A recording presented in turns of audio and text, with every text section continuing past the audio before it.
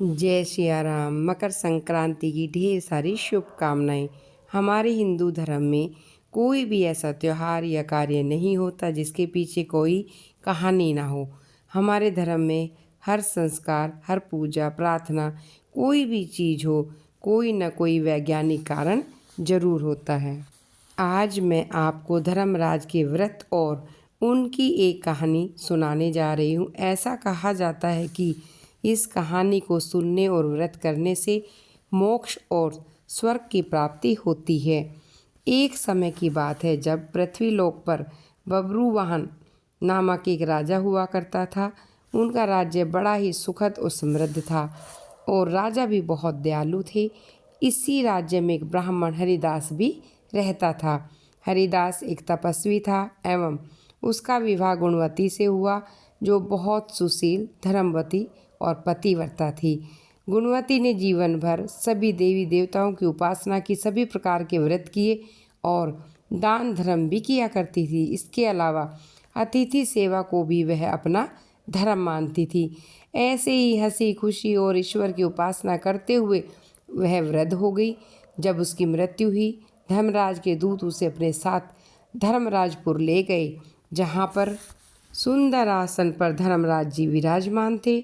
उनके पास चित्रगुप्त जी बैठे थे। आपको पता होगा, चित्रगुप्त के पास सभी प्राणियों के पाप पुण्य का लेखा जोखा होता है। चित्रगुप्त प्रभु को प्राणियों का लेखा जोखा सुना रहे थे। तभी यहाँ यमदूत गुणवती को लेकर आ पहुँचे। गुणवती उन्हें देखकर थोड़ी भयभीत हुई और मुंह नीचे कर कर खड़ी हो गई। चित्रगुप्त ने गुणवती का ब्यौरा निकाला और धर्मराज को बताया। धर्मराज ने पूरा ब्यौरा देखा, प्रसन्न हुए, परंतु फिर भी उनके मुखमंडल पर थोड़ी उदासी थी। यह देखकर गुणवती ने पूछा, हे प्रभु, मैंने तो सारे सत्कर्म ही किए हैं, आपके मुख पर उदासी क्यों? इसका क्या कारण है, मुझे बताइए। प्रभु, क्या भूल हुई है? धर्मराज ने उत्तर दिया, हे देवी, तुमने सभी देवी देवताओं के व्रत किए हैं, उपासना की, परंतु कभी तुमने मेरे नाम से कुछ पूजा या पाठ कुछ नहीं किया। धर्मराज जी की यह बात सुनते ही गुणवती क्षमा याचना करने लगी, कहने लगी, प्रभु, मुझे आपकी उपासना के बारे में कुछ नहीं पता और ना मैं जानती हूँ। कृपया करके मुझे उपाय बताइए प्रभु, जिससे कि सभी मनुष्य आपकी कृपा के पात्र बन सके। यह सुनकर गुणवती ने धर्मराज जी से क्षमा याचना की और कहा, मैं आपकी उपासना नहीं जानती, कृपया करके वो उपाय बताइए जिससे सभी मनुष्य आपकी कृपा के पात्र बन सके। मैं आपके मुख से आपकी भक्ति का मार्ग सुनना चाहती हूँ और मेरी ये इच्छा है कि धरती पर वापस जाकर आपकी भक्ति करूँ, सभी लोगों को इसके बारे में बताऊँ। धर्मराज जी ने उसकी विनती सुनी। जिस दिन सूर्य देव उत्तरायण में प्रवेश करते हैं, यानी कि मकर संक्रांति के दिन मेरी पूजा शुरू करना और उस दिन से लेकर पूरे वर्ष तक मेरी पूजा करते हुए कथा सुनना और एक भी दिन पूजा या कथा नहीं छूटनी चाहिए। साथ ही पूजा करने वाले व्यक्ति को धर्म के इन 10 नियमों का पालन अवश्य करना चाहिए। नंबर 1, धीरज रखना, संतुष्ट रहना। नंबर 2, अपने मन को वश में रखना, सभी को क्षमा कर देना। नंबर 3, चोरी या अन्य दुष्कर्म ना करना।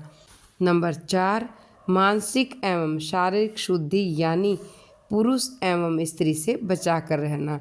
नंबर 5, अपनी इंद्रियों को वश में रखना। नंबर 6, बुरे विचारों को अपने मन में ना लाना, बुद्धि को पवित्र रखना।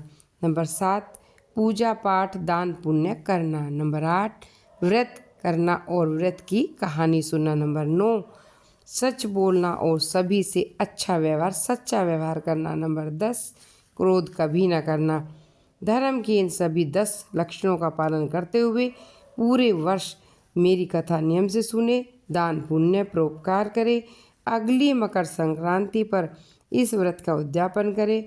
अपने सामर्थ्य से मेरी मूर्ति बनवाकर विधि विधान से प्राण प्रतिष्ठा करवाकर हवन पूजा कर एक साथ चित्रगुप्त की भी पूजा करें। काले तिल के लड्डू का भोग लगाएं, ब्राह्मण भोज करवाएं, व बांस की टोकरी में 5 सेर अनाज का दान करें। इसके अलावा गरीब और ज़रूरतमंद को गद्दा, तकिया, कंबल, 56 भोग और लोटा, वस्त्र आदि का दान अवश्य करें।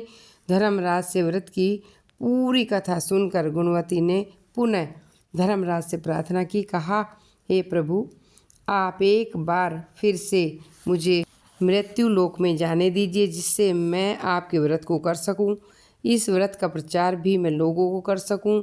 इस पर यमराज ने सहमति जताई। धरती लोक पर गुणवती पुनः जीवित हो उठी और उसके परिवार वाले खुश हो गए। गुणवती ने धर्मराज से वार्तालाप के बारे में अपने पति देव को बताया। हम यह व्रत अवश्य करेंगे, धर्म के नियमों का पालन करेंगे। मकर संक्रांति आते ही गुणवती और उसके पति ने व्रत शुरू किया। 1 वर्ष पश्चात इसका उद्यापन किया। इसी व्रत के प्रभाव से उन पर धर्मराज की कृपा हुई, उन्हें मोक्ष की प्राप्ति हुई। बोलो धर्मराज भगवान की जय।